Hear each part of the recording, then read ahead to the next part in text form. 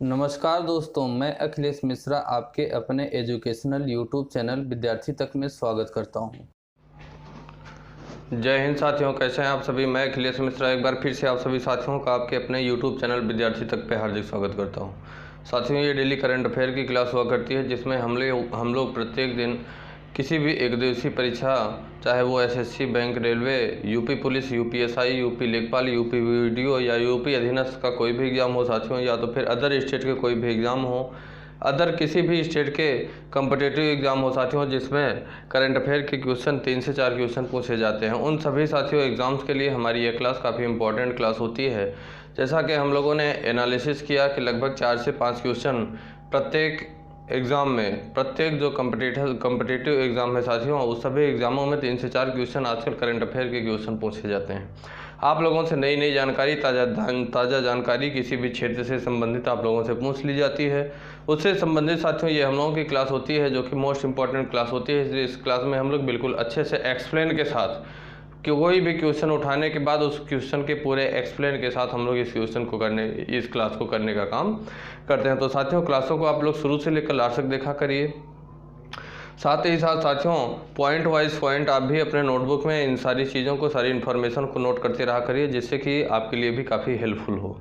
क्या हो, आपके लिए भी काफ़ी हेल्पफुल क्लास हो। ठीक साथियों, ये क्लास आप लोगों के लिए काफ़ी इंपॉर्टेंट क्लास होगी और क्लासों को आप लोग शुरू से लेकर लास्ट तक देखा करिए। ठीक साथियों, बिल्कुल अच्छे से एक्सप्लेन के साथ हम लोग यहाँ पे जानकारियों को इकट्ठा करते हैं, जो कि सीधे एग्ज़ाम के पॉइंट ऑफ व्यू से काफ़ी इंपॉर्टेंट क्लास होती है। ठीक, तो साथियों क्लास को हम लोग शुरू करें उससे पहले हम आपको एक जानकारी और दे दूं साथियों, कि आपके अपने ही यूट्यूब चैनल विद्यार्थी तक पे यूपी टेट, सी टेट और सुपर टेट के लिए 3 क्लासें प्रत्येक दिन दी जाती हैं। 3 क्लासें प्रत्येक दिन दी जाती हैं साथियों। एक क्लास सुबह 10 बजे के नियर अबाउट आप लोगों को दी जाती है, जो कि बाल विकास अर्थात चाइल्ड डेवलपमेंट की क्लास होती है, जिसका लगभग 90% सिलेबस समाप्त हो चुका है। एक क्लास साथियों दोपहर में 2 से 3 बजे के नियर अबाउट दी जाती है, जो कि हिंदी की क्लास होती है, जिसका भी सिलेबस 90% समाप्त हो चुका है। तीसरी क्लास साथियों आप लोगों को सामाजिक विज्ञान से रिलेटेड एक क्लास 3 दिन हिस्ट्री की चलती है और एक क्लास 3 दिन ज्योग्राफी की चलती है, जिसका सिलेबस साथियों पूरा किया जा रहा है एग्ज़ाम से पहले। जो सी टेट का एग्ज़ाम 31 जनवरी 2021 को आयोजित किया जाना है, उससे पहले हम लोग अपने सिलेबस को समाप्त कर लेंगे। ठीक साथियों, ये थोड़ी सी छोटी सी जानकारी थी। तो आइए साथियों, हम लोग अपने क्लास को शुरू करते हैं।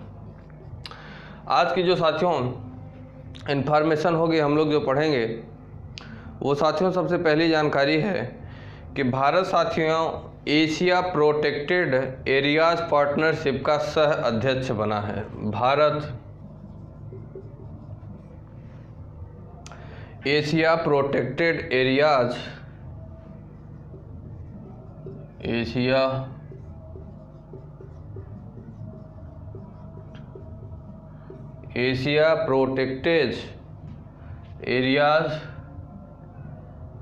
प्रोटेक्टेड एरियाज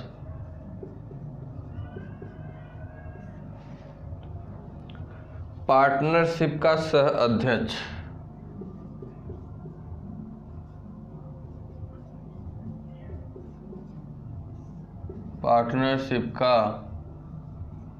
सह अध्यक्ष बना है। भारत साथियों एरिया प्रोटेक्टेड एरियाज पार्टनरशिप, ध्यान दीजिएगा, एशिया प्रोटेक्टेड एरियाज पार्टनरशिप का भारत सह अध्यक्ष बना है। ठीक साथियों, भारत की अगर बात करें साथियों, इसे मैं इंग्लिश में भी लिख देता हूं, एशिया प्रोटेक्टेड एरियाज पार्टनरशिप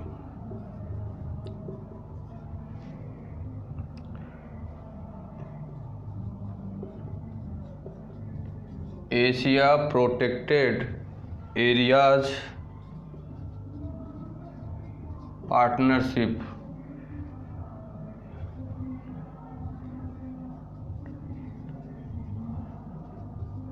का सह सदस्य भारत बना है। भारत को साथियों भारत को नवंबर 2023 तक 3 वर्षों की अवधि के लिए IUCN समर्थित एशिया संरक्षित क्षेत्रीय भागीदारी अर्थात एशिया प्रोटेक्टेड एरियाज पार्टनरशिप का मतलब हुआ साथियों कि एशिया संरक्षित क्षेत्रीय भागीदारी, एशिया संरक्षित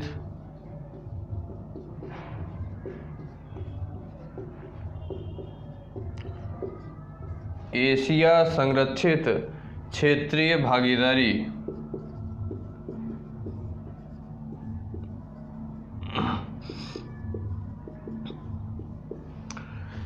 एशिया प्रोटेक्टेड एरियाज पार्टनरशिप का मतलब हुआ साथियों एशिया संरक्षित क्षेत्रीय भागीदारी का साथियों संयुक्त अध्यक्ष चुना गया है। कब तक के लिए? 3 वर्षों के लिए साथियों, नवंबर 2023 तक के लिए। भारत दक्षिण कोरिया का स्थान लेगा साथियों, जिसने पिछले 3 वर्षों से नवंबर 2020 तक पदभार संभाला था।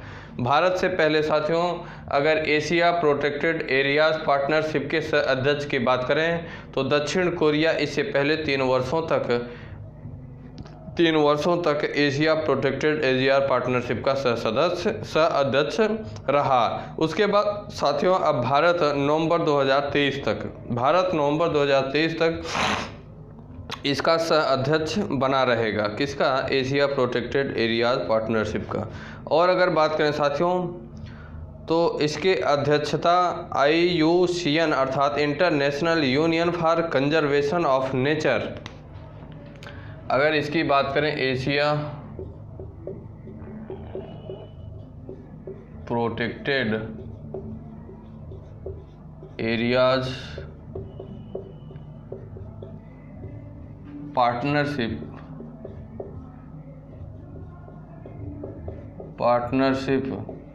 का साथियों अगर अध्यक्षता की बात करें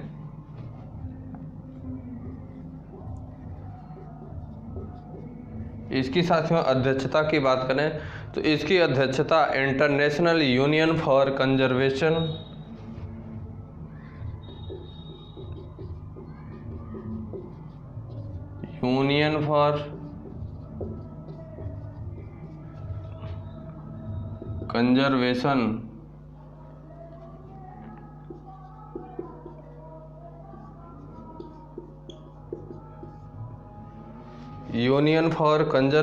of nature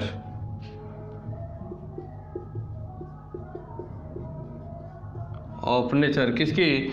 Asia protected area partnership की अध्यक्षता की बात करें तो international union for conservation of nature द्वारा इसकी अध्यक्षता की जाती है।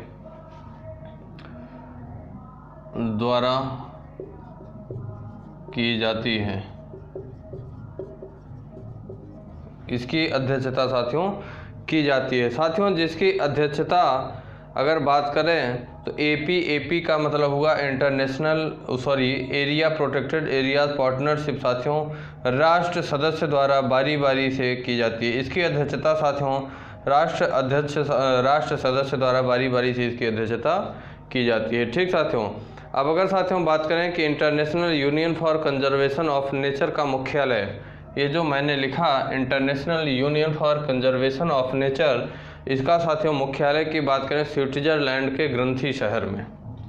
International union for conservation of nature की अगर साथियों मुख्यालय की बात करें तो इसका मुख्यालय स्विट्जरलैंड के ग्रंथी शहर में,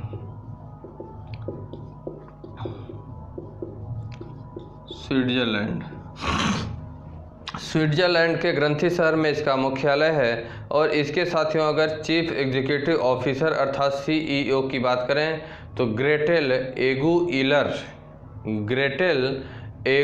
इलर इसके CEO हैं। इसके साथियों अगर CEO मुख्य कार्यकारी अधिकारी की बात करें तो ग्रेटर एगू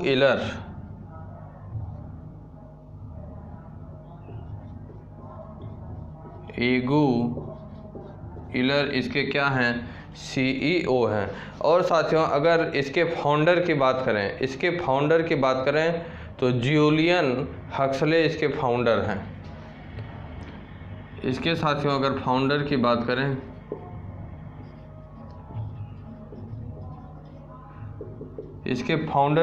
करें साथियों तो जूलियन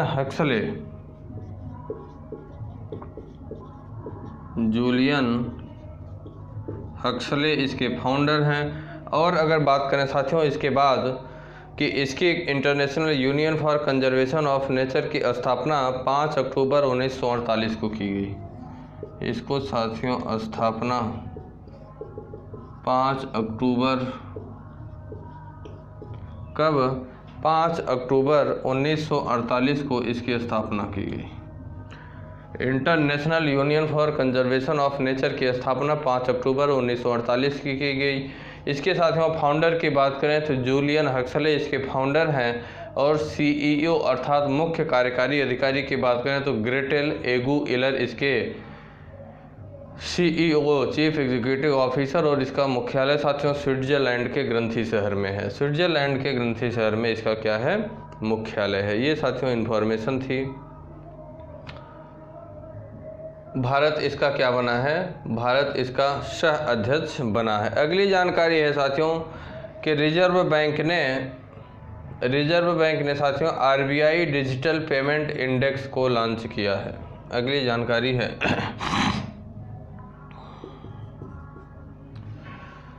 रिजर्व बैंक ने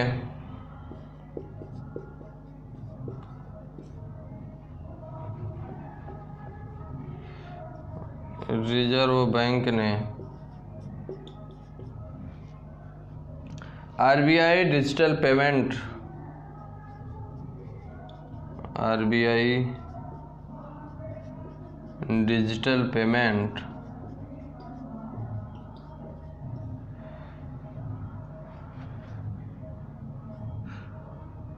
रिजर्व बैंक ने RBI digital payment index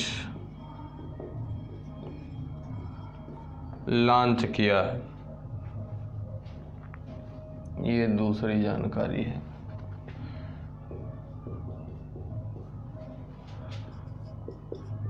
launch किया है आरबीआई ने साथियों क्या किया है, आरबीआई डिजिटल पेमेंट इंडेक्स को लॉन्च करने का काम किया।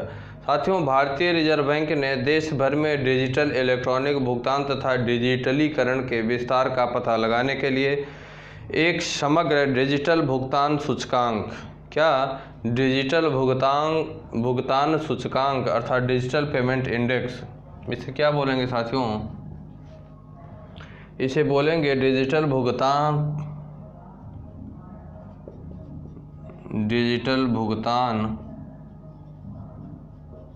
सूचकांक।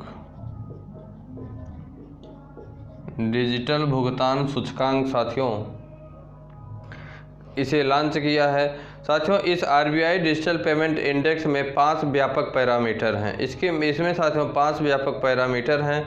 इसका उपयोग साथियों डिजिटल भुगतानों की व्यापकता और पैठ के मापन के लिए किया जाएगा। आरबीआई साथियों अगर बात करें तो जो डिजिटल पेमेंट इंडेक्स है इसको मार्च 2018 की अवधि के आधार पर किया गया है। आरबीआई डिजिटल पेमेंट इंडेक्स को मार्च 2018 की अवधि के आधार पर किया गया है। इसका मतलब है साथियों कि मार्च 2018 के लिए डिजिटल पेमेंट इंडेक्स स्कोर 100 पर सेट किया गया है। आरबीआई ने साथियों डिजिटल पेमेंट इंडेक्स की अगर गणना बात करें तो क्रमशः मार्च 2019 और मार्च 2020 के लिए 153.147 पर की जो प्रशंसनीय वृद्धि का संकेत भी देता है। ठीक साथियों अगर आरबीआई की बात करें तो आरबीआई डिजिटल पेमेंट इंडेक्स को मार्च 2021 से 4 महीने के अंतराल के बाद अर्धवार्षिक आधार पर प्रकाशित किया जाएगा।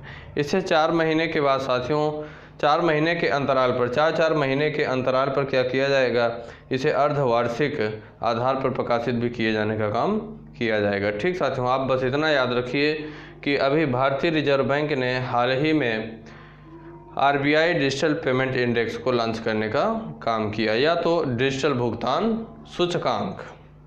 अब अगर साथियों बात करें तो आरबीआई के गवर्नर वर्तमान में कौन है, तो आरबीआई के वर्तमान में गवर्नर अर्थात भारतीय रिजर्व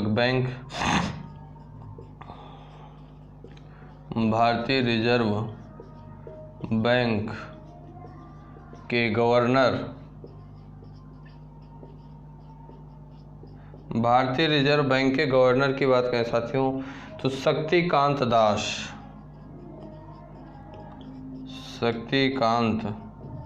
दास इस समय भारत के गवर्नर हैं आरबीआई के गवर्नर हैं, जो कि साथियों ये 25वें गवर्नर हैं। कौन से? ये साथियों 25वें गवर्नर हैं आरबीआई के। ये 25वें गवर्नर शक्तिकांत दास वर्तमान में हैं। साथियों इसके अगर मुख्यालय की बात करें तो आरबीआई के साथियों मुख्यालय की बात करें तो इसका मुख्यालय मुंबई में है। इसका मुख्यालय मुंबई में है।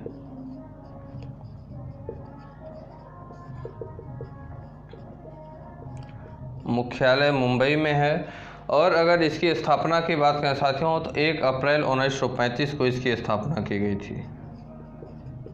आरबीआई की स्थापना की बात करें तो 1 अप्रैल 1935 को इसकी स्थापना की गई। कब किया गया साथियों?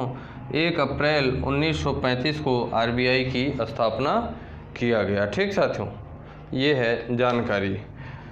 अगली जानकारी साथियों हम बात करें तो अगली जानकारी है कि ग्रेसी ने भारतीय नौसेना को 8वां लैंडिंग क्राफ्ट यूटिलिटी शिप को सौंपा है।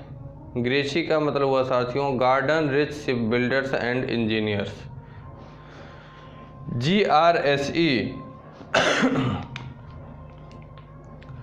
लिखिएगा साथियों, अगली जानकारी है कि garden rich ship builders, garden rich ship builders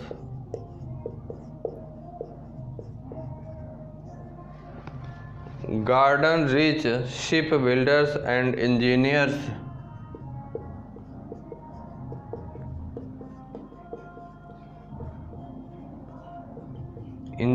ने साथियों क्या किया है? भारतीय नौसेना को 8वां लैंडिंग क्राफ्ट, भारतीय नौसेना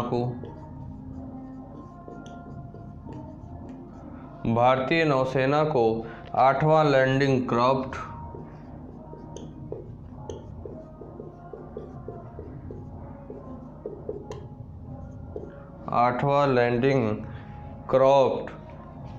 यूटिलिटी शिप सौंपा है।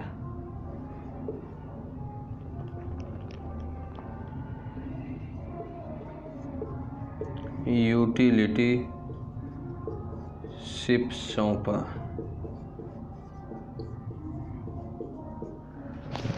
साथियों garden rich ship builders and engineers ने क्या किया है? भारतीय नौसेना को अपना 8वां लैंडिंग क्राफ्ट यूटिलिटी शिप, कौन सा? 8वां लैंडिंग क्राफ्ट यूटिलिटी शिप को सौंपने का काम किया है। ठीक साथियों, कोलकाता में स्थित है साथियों ये जो garden rich ship builders and engineers है साथियों, इसकी अगर बात करें तो यह कोलकाता में स्थित है।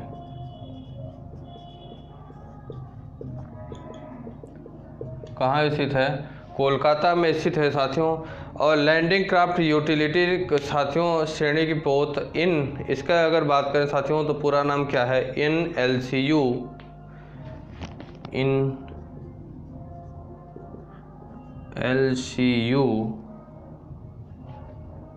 L58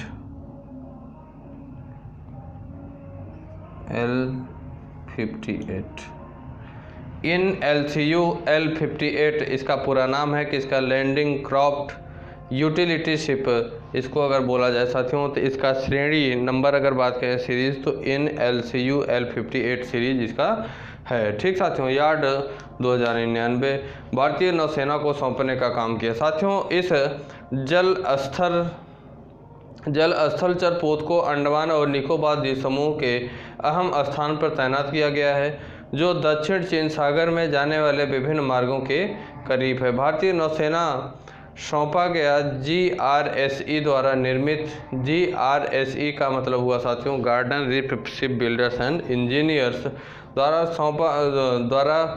सौंपा गया साथियों निर्मित अगर LCU L58 और 8 LCU श्रृंखला का अंतिम जहाज यह माना गया है। कौन सा जहाज साथियों? अंतिम जहाज यह माना गया है। अगली साथियों जानकारी की बात करें तो अगर हम बात करें गार्डन रिच शिप बिल्डर्स की, गार्डन रिच शिप बिल्डर्स के अध्यक्ष और प्रबंध निदेशक की बात करें साथियों तो इसके अध्यक्ष रियल एडमिरल VK सक्सेना हैं। Garden ship builders and engineers के साथियों अगर अध्यक्ष की बात करें तो इसके अध्यक्ष की अगर हम बात करें साथियों तो इसके अध्यक्ष हैं रियर एडमिरल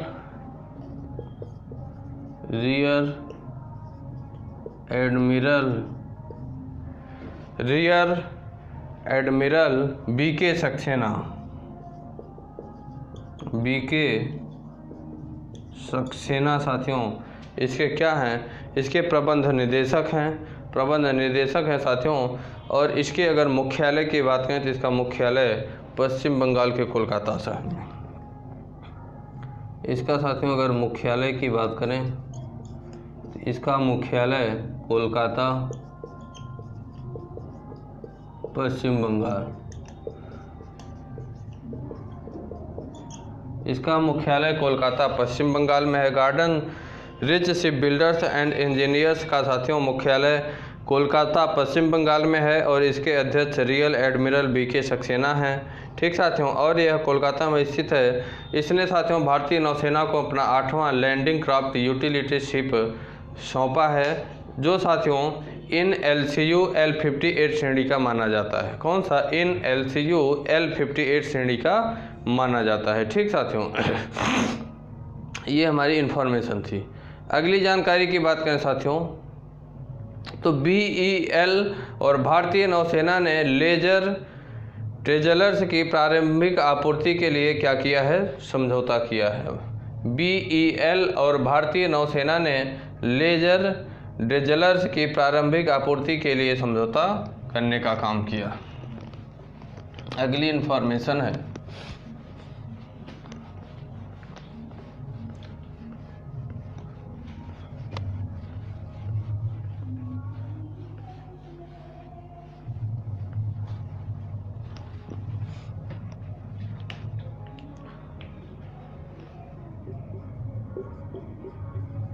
BEL और भारतीय नौसेना ने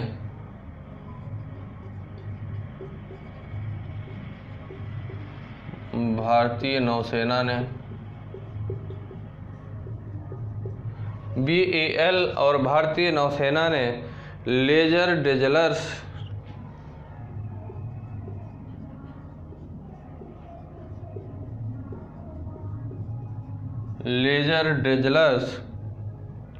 की प्रारंभिक आपूर्ति के लिए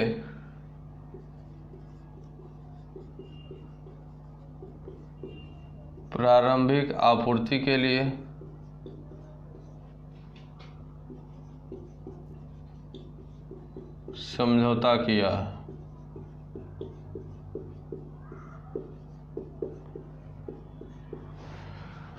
BEL कौन साथियों? BEL का मतलब हुआ Bharat electronics limited. Bharat electronics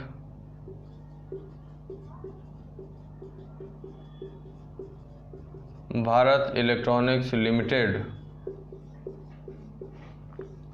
BEL और भारतीय नौसेना ने साथियों किसके लिए? लेजर ड्रेजलर्स की प्रारंभिक आपूर्ति के लिए साथियों समझौता करने का काम किया है।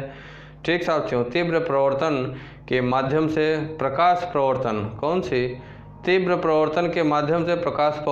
प्रवर्तन की खरीद के लिए एक अनुबंध पर हस्ताक्षर करने का काम किया है। MOU हस्ताक्षर किया। साथियों शुरुआत में 20 लेजर ड्रेजलर्स के लिए समझौते का हस्ताक्षर किया गया है। शुरुआत में साथियों अगर अभी बात करें तो शुरुआत में अभी सिर्फ 20 लेजर ड्रेजलर्स के लिए, शुरुआत में सिर्फ 20 लेजर ड्रेजलर्स के समझौते के लिए साथियों क्या किया गया है? बात की जा रही है। बाद में अगर बात करें तो लेजर ड्रेजलर्स तकनीकी निर्माण जिसका नाम है भारत इलेक्ट्रॉनिक लिमिटेड, इसका साथियों पूरे संयंत्र द्वारा किया जा रहा है। इसके साथियों अगर निर्माण की बात करें तो लेजर तकनीकी को रक्षा अनुसंधान और विकास संगठन DRDO द्वारा विकसित किया गया है। इसका जो ये लेजर ड्रेजलर्स है साथियों, यह अगर बात करें तो यह रक्षा अनुसंधान और विकास संगठन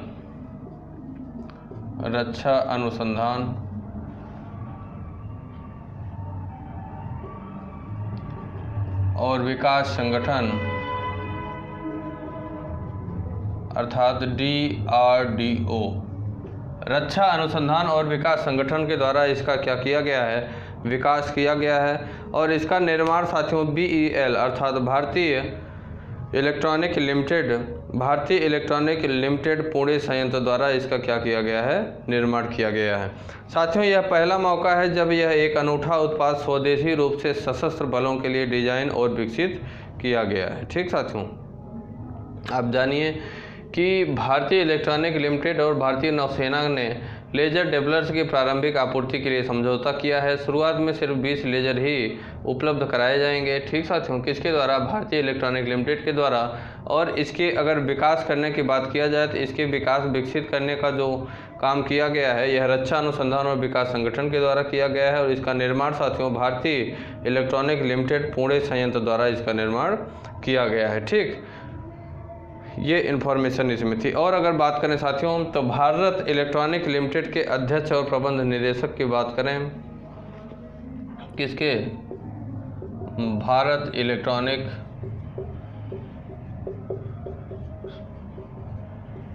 लिमिटेड के अध्यक्ष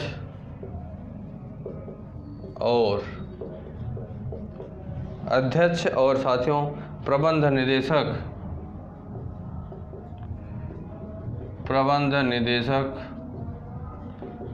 की बात करें तो साथियों MV गौतम इसके अध्यक्ष और प्रबंध निदेशक हैं। कौन, MV गौतम इसके क्या हैं, अध्यक्ष और प्रबंध निदेशक हैं। और साथियों इसके मुख्यालय की बात करें तो इसका मुख्यालय बेंगलुरु में है।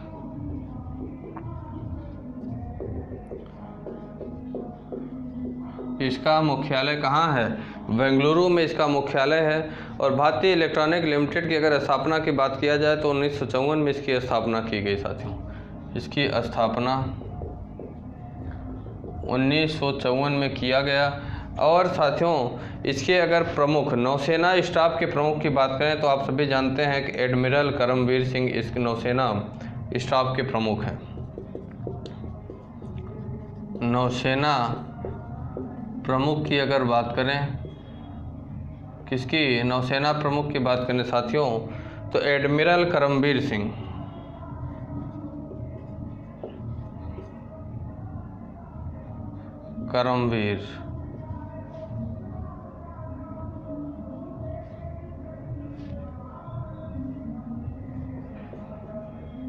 एडमिरल करमवीर सिंह नौसेना क्या है, नौसेना प्रमुख है।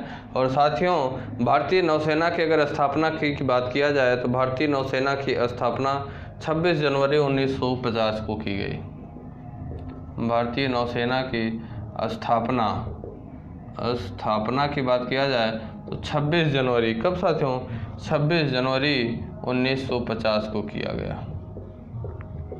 26 जनवरी 1950 को भारतीय नौसेना की स्थापना किया गया। और साथियों भारतीय नौसेना प्रमुख की बात करें तो एडमिरल करमवीर सिंह भारतीय नौसेना प्रमुख हैं। अब हम साथियों भारतीय इलेक्ट्रॉनिक लिमिटेड के अध्यक्ष और प्रबंध निदेशक की बात करें तो मैंने बताया कि MV गौतम भारतीय इलेक्ट्रॉनिक लिमिटेड के अध्यक्ष और प्रबंध निदेशक हैं। और इसका मुख्यालय साथियों बेंगलुरु में है। और भारतीय इलेक्ट्रॉनिक लिमिटेड के साथियों अगर स्थापना की बात किया जाए तो 1954 में इसकी स्थापना किया गया।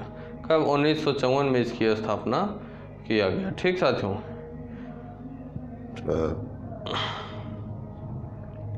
अगली जानकारी की बात करें साथियों, अगली जानकारी है कि ब्लूमबर्ग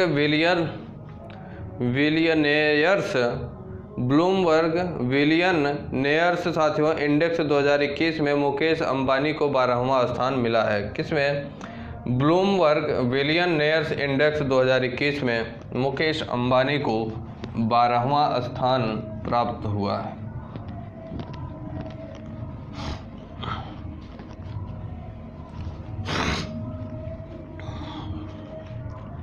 अगली जानकारी साथियों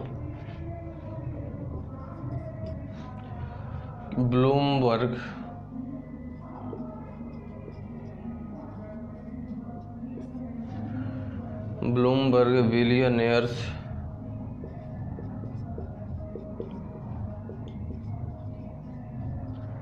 ब्लूमबर्ग बिलियनेयर्स इंडेक्स 2021 में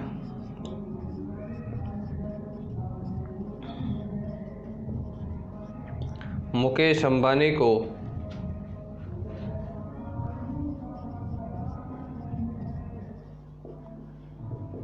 मुकेश अंबानी को 12वां स्थान प्राप्त हुआ है।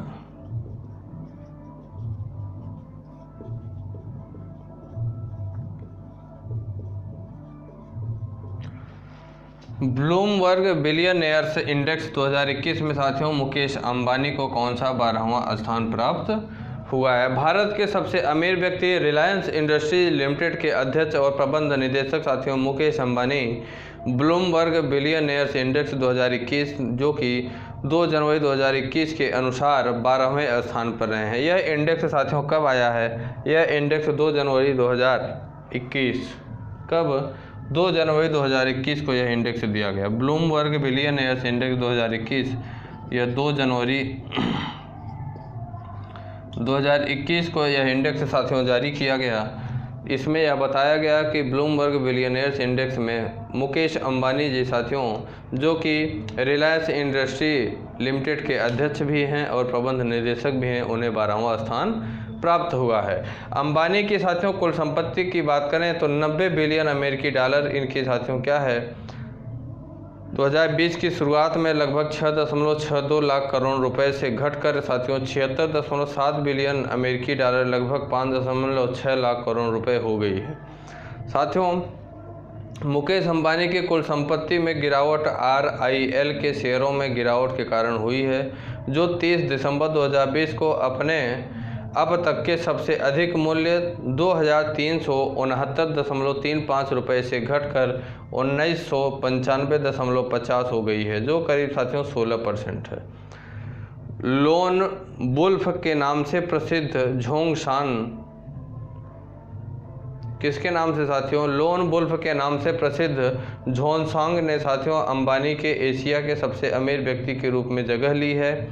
साथियों ये 12वें स्थान पे आ गए हैं।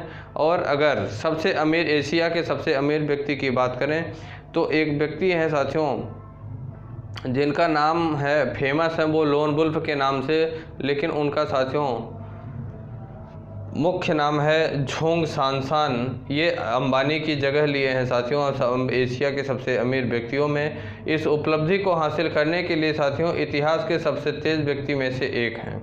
इतिहास के सबसे तेज एशिया के सबसे अमीर व्यक्तियों में से जो कि सबसे तेज़ी से अमीर हुए हैं, ये जो झोंगशान हैं, ये सबसे ऐसे पहले व्यक्ति हैं जो कि इतनी तेज़ी से एशिया के सबसे अमीर व्यक्ति बने हैं। ठीक साथियों,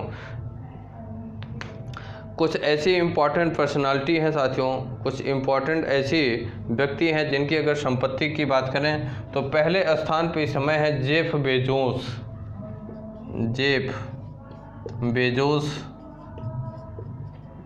बेजोस हैं साथियों, जिनकी कुल संपत्ति की बात करें तो इनकी कुल संपत्ति है 190 बिलियन अमेरिकी डॉलर।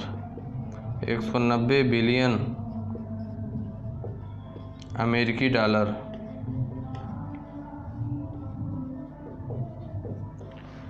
दुनिया के सबसे अमीर व्यक्तियों की बात कर रहा हूं तो साथियों जेफ बेजोस जो हैं ये दुनिया के पहले ऐसे अमीर व्यक्ति हैं जिनके पास 190 बिलियन अमेरिकी डॉलर है। इस सूची में साथियों दूसरे नंबर पे आते हैं एलोन आर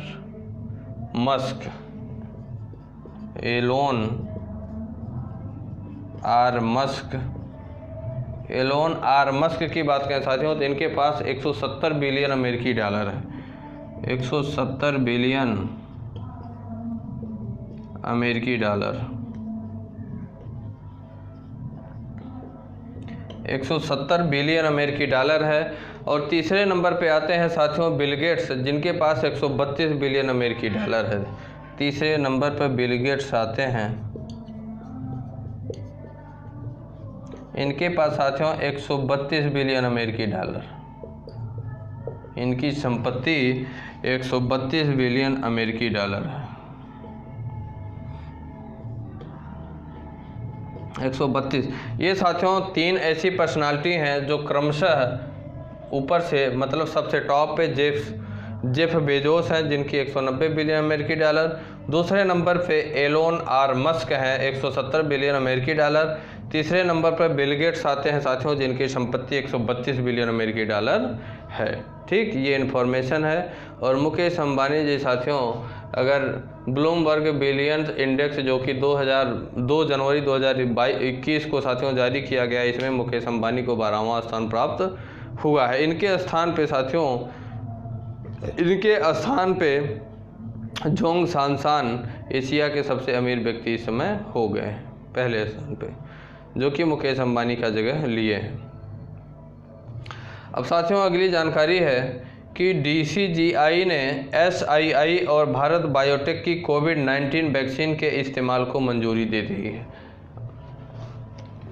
बहुत इम्पोर्टेंट नॉलेज है, इससे क्वेश्चन इस समय पूछा जा रहा है कोविड से रिलेटेड। ठीक, मैं बताता हूँ इसके बारे में।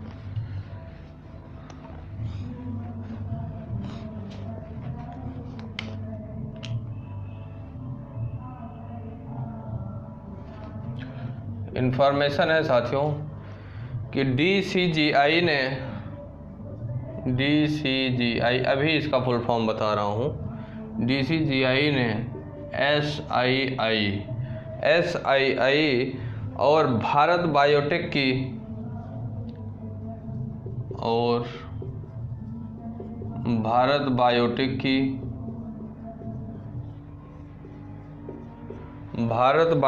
की कोविड-19 वैक्सीन के इस्तेमाल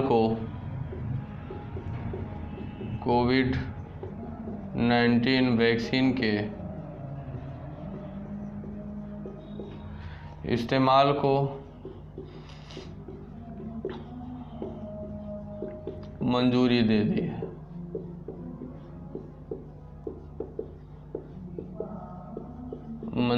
दी है। कौन साथियों? DCGI। इसके फुल फॉर्म की बात करें तो इसका फुल फॉर्म होगा साथियों drugs controller general of India. Drugs controller, लिख लीजिए, कंट्रोलर जनरल ऑफ इंडिया।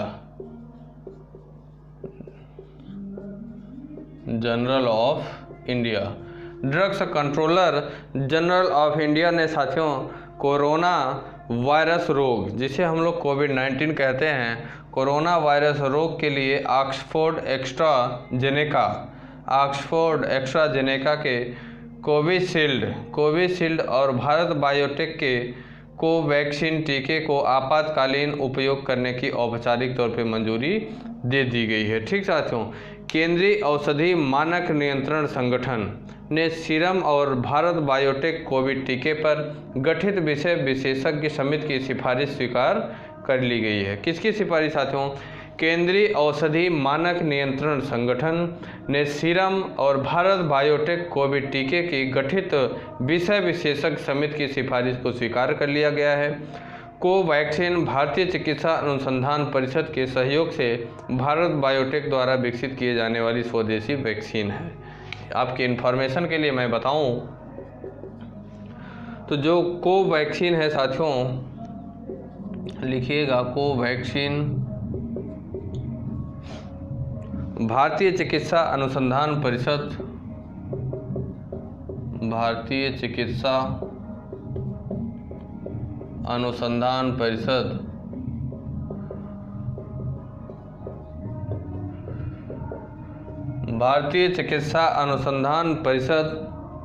के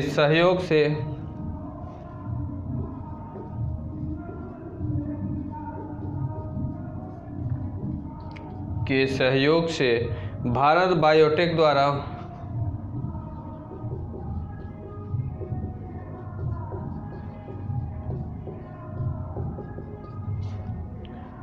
विकसित की जाने वाली स्वदेशी वैक्सीन है।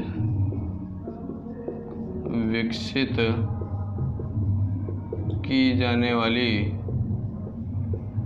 स्वदेशी वैक्सीन है।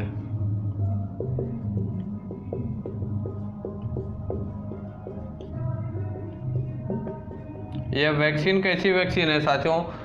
कोवैक्सीन जो है यह भारतीय चिकित्सा अनुसंधान परिषद के सहयोग से भारत बायोटेक द्वारा, किसके द्वारा, भारत बायोटेक द्वारा विकसित की जाने वाली पहली स्वदेशी वैक्सीन है। कैसी, पहली स्वदेशी वैक्सीन है साथियों। ठीक, ये जानिए। सीरम इंस्टीट्यूट ऑफ इंडिया के अगर सीईओ की आप बात करेंगे तो आदार Poonawalla serum institute of India के क्या हैं, सीईओ हैं। मैं लिख देता हूं,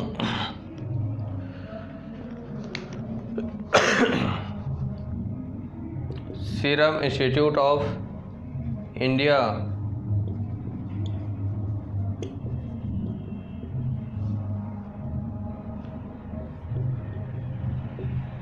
serum institute of India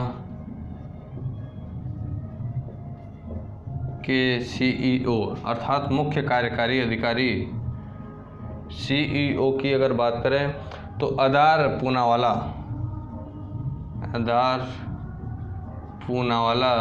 serum institute of India के सीईओ हैं। और इसके साथियों फाउंडर के इंडिया में अगर founder serum institute of India का साथियों इंडिया में अगर फाउंडर की बात करें तो Cyrus S Poonawalla, India founder की बात करें, इंडिया फाउंडर की बात करें साथियों तो Cyrus S Poonawalla, Cyrus S Poonawalla India में सीरम इंस्टीट्यूट ऑफ इंडिया के फाउंडर हैं। और अगर साथियों इसके बाद बात करें साथियों